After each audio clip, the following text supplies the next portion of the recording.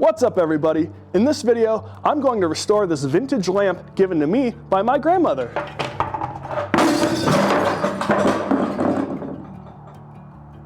In this video, I'm going to build a real workbench. Well, if you're like me, your garage is 1 part tool shed, 1 part workshop, and 2 parts kid toy storage. So I needed a workbench that was the smallest footprint possible, but could do the most for me. So I based this table off of Matthew Peech's modular transforming workbench. I think that's what he calls it. But I took his plans and I changed it a little bit for my needs. I needed a workbench that could act as an outfeed table for my table saw, a workbench that could act as a miter station. I needed them all to be able to split apart and then also have them on wheels so I can take them outside. If you want the in-detail build, you can go watch Matthew Peech's video, but this video will show you how I deviated and made a few things of my own. So hopefully this video inspires you to make your own workbench based off of your needs. His video definitely inspired me, and hopefully I can inspire you. To build this workbench, I used 16 8-foot 2x4s. Each bench is 42 inches wide. The big one is 36 inches deep, the small ones are 18 inches deep. In total, that gives me a 7-foot by 3-foot workbench. Each table is built fundamentally the same, connecting 2 legs with a bottom rail and a slightly longer top rail to create a side assembly, and then connecting both side assemblies to one another to create a full table. I'm using 2-inch construction screws to assemble everything, but really I should use 2.5, but if you overdrive 2s, they'll work just fine. Once everything is squared up, I set some rails for plywood shelves. Since I intend to use this table as my miter station, I need to adjust the tabletop design to be more of a U shape. To fit my miter saw, I need about 26 inches wide by 20 inches deep. Once I'm happy with the layout, I cut off the front rail with a reciprocating saw, then I add some support boards underneath. Now I have a 3.5-inch drop from the tabletop, which is the perfect height for my miter saw.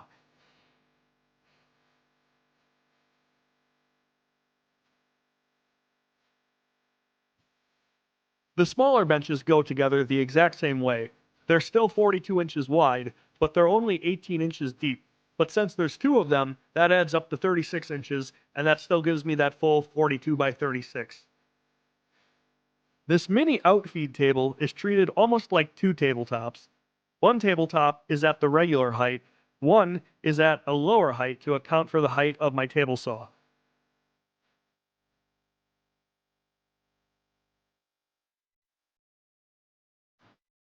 With all 3 tables assembled, I do a little bit of finagling. Finagling? Is that a word? Finagling, to make sure everything is at the same height and level. One more test to make sure everything fits, and this has been pretty easy. I regret saying that. Now I hate poly shades. It's a terrible product for terrible people, and I have no idea why I have a can of it. But at the end of the day, it is a polyurethane which will protect my workbench. Now I ignored every instruction on the can. It was -10 degrees outside. I don't think you're supposed to use a roller. And then I ran out of poly shades. But here we are. It is what it is. I'm using these caster wheels from Harbor Freight, which, if you're going to use screws, you will need washers. Here's a fun fact. The locking wheels and non-locking wheels are not the same height. So after you put wheels on your level bench, and it's not level anymore, that's your culprit. So I will be putting new wheels on this.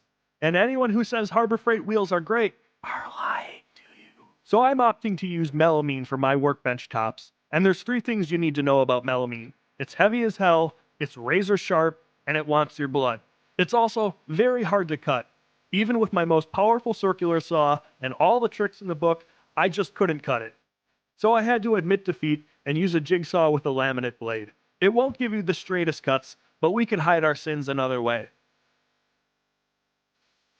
Despite everything I read, my table saw with a rough framing blade gave me the best cuts. So take that as you will. Now it's time to cut out the removable drawer for the miter station. I'm using an oscillating tool to create a plunge cut and then finishing it with a jigsaw. This way, I get sharp corners and a thin kerf so my drawer fits nice and tight. Any of these ugly edges, we're going to use melamine edge banding to clean it up. Now, I just have to go stitch up my hands. Applying edge banding to a project is a cathartic process. It's quiet, it's calming, and the chance of cutting yourself is offset only by the chance of burning yourself.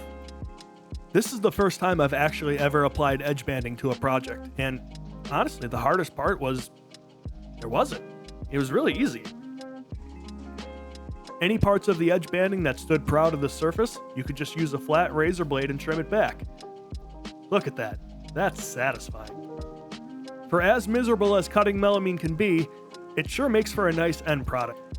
It's easy to clean, there's no friction, and you can write on it and erase it. To keep that clean profile, I'm going to undermount the melamine with these L brackets and 3/4 inch sheet metal screws.